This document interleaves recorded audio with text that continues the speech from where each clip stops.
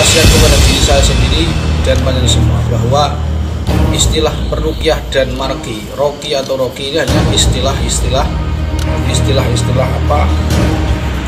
seorang terapis. Tapi hakikatnya kita ini semua di hadapan Al-Quran adalah pasien. Saya ulangi, kita semua ini di hadapan Al-Quran adalah pasien. Saya ulangi, kita semua di hadapan Al-Quran ini adalah pasien. Assalamualaikum warahmatullahi wabarakatuh.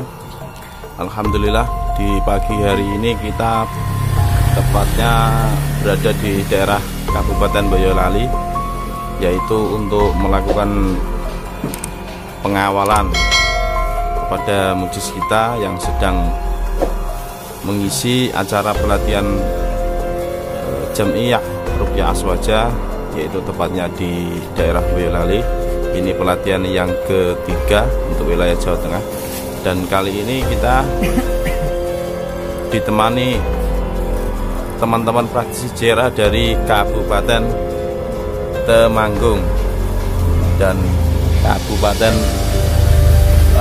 Surakarta.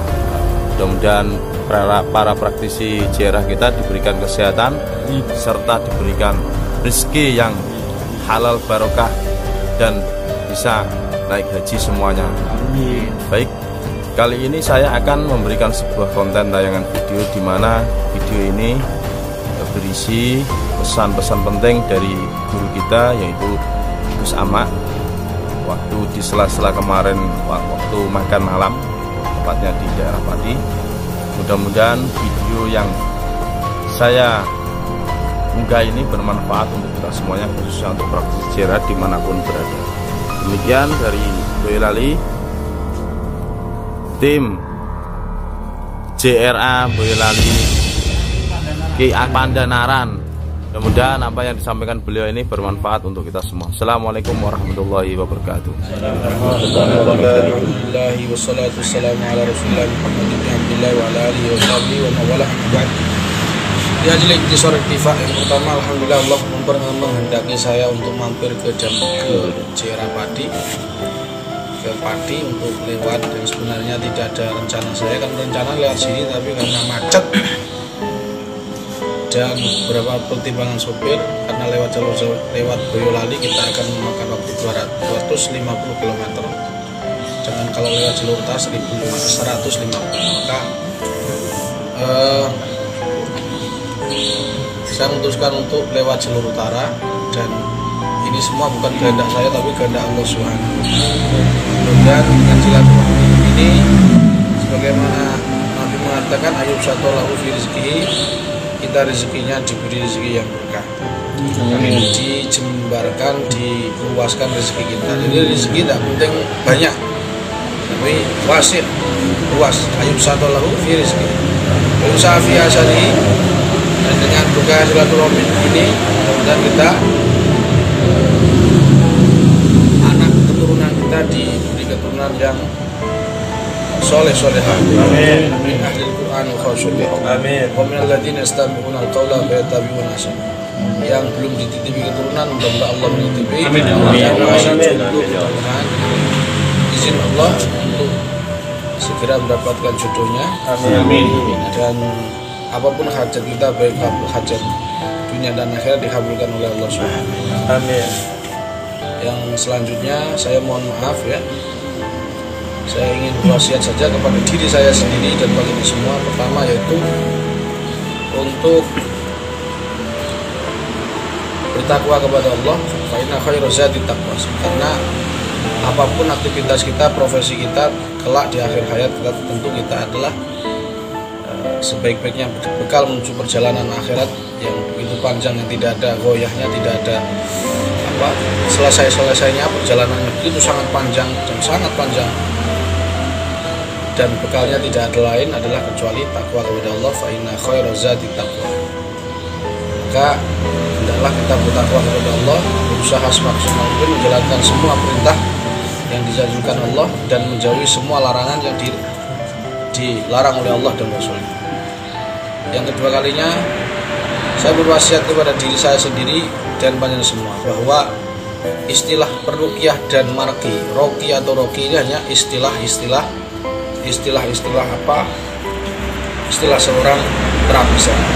Tapi hakikatnya kita ini semua di hadapan Al-Quran adalah pasien. Saya ulangi, kita semua ini di hadapan Al-Quran adalah pasien. Saya ulangi, kita semua di hadapan Quran ini adalah pasien. Sebagaimana Allah katakan, qul huwa lil ladzina amanu wa syifa. Maka semakin kita mukmin, semakin kita berobat dengan Al-Quran. Jadi yang berobat dengan Al-Quran, yang diruqyah dan ruqyah mandiri adalah bukan orang-orang bermasalah, tapi orang-orang yang mukmin. Maka semakin orang ini mukmin, semakin frekuensi atau durasi dari berobat dengan Al-Quran semakin tinggi. Oleh sebab itu untuk yang kedua ini kita mudah-mudahan, dan harapan saya sendiri dan kepada saya sendiri dan umumnya kepada kalian semua untuk istiqomah berobat dengan Al-Quran. Karena walaupun kita ini ngeruqyah orang sehari atau 2 kali sehari atau 3 kali sehari, tapi istiqomah dan manfaatnya banyak. Salah satunya adalah iqra'ul Quran fa innahu ya'ti yaumal qiyamah syafi'an yasna. Kita akan diberi syafaat oleh Al-Quran, dan kelak di akhirat Quran akan dapat menolong kita kalau seandainya amal-amal kita itu berkurang amal sholat kita kurang, amal baca Quran kita kurang, amal ibadah sholat jamaah kurang. Insya Allah dengan wasilah syafaat dari Quran akan menambal kekurangan itu di sisi Allah Subhanahu wa Ta'ala. Mudah-mudahan kita mendapatkan syafaat Al-Quran. Allahumma amin. Jai khairil bari al-Fatihah.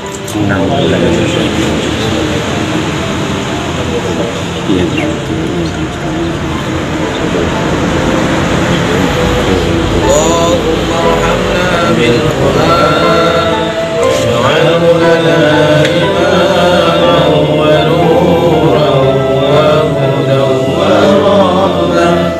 Allahumma dzakirna minhu ma nasina wa 'allimna minhu ma jahilna warzuqna tilawatahu ana al-laili wa atrafan nahar waj'alhu lana hujjatan ya rabbal alamin.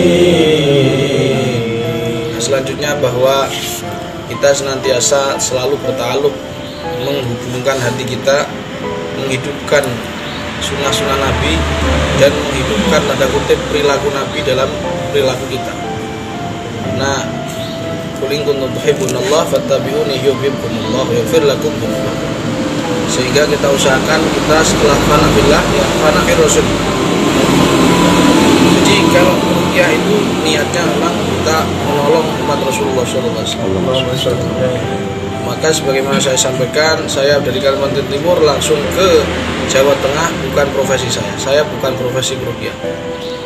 Profesi saya adalah memelihara ikan lele.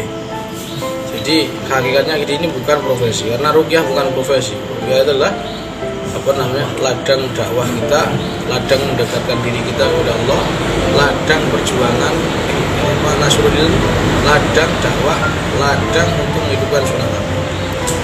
Maka kalau kita ruqyah sekali lagi selalu hubungan kepada Rasulullah SAW. Kalau ada orang sakit kita doakan mereka sembuh supaya apa? Karena kalau mereka sakit maka Rasulullah ya merasa juga sakit. Maka ketika mengobati orang apa ta'alukan ya Rasulullah, ini adalah umat. Kalau dia sakit tidak bisa baca sholat kepadamu maka engkau sedih, maka masa aku biarin engkau yang memberi syafaatku menjadi sedih. Kan seperti itu, taklukkan setiap aktivitas kita kepada Rasulullah SAW. Maka dengan seperti itu mudah-mudahan kita kelak di akhirat Allahumma jma'na bihi fid dunya wal akhirah. Amin. Kita akan diberi nikmat Allah, dikumpulkan bersama Rasulullah di dunia dan di akhirat. Sehingga hati kita sekitar aktivitas kalau mau maksiat teringat Nabi, malu. Kita sedikit punya malu kepada Allah dan Rasul. Dan mudah-mudahan kita mata kita yang ahli maksiat ini mudah-mudahan diberi rezeki Allah dapat melihat wajah Rasulullah SAW di mimpi-mimpi kita maupun di tingkah ya Allah. Mudah-mudahan seumur hidup sekali, walaupun seumur hidup sekali, mata kita yang ahli maksiat ini mudah-mudahan dapat melihat wajah Rasulullah SAW. Kelak di akhirat mudah-mudahan kita mendapatkan syafaat dan dapat minum telaga kausar Rasulullah SAW. Sallu ala Nabi اللهم صل وسلم على نبينا محمد عليه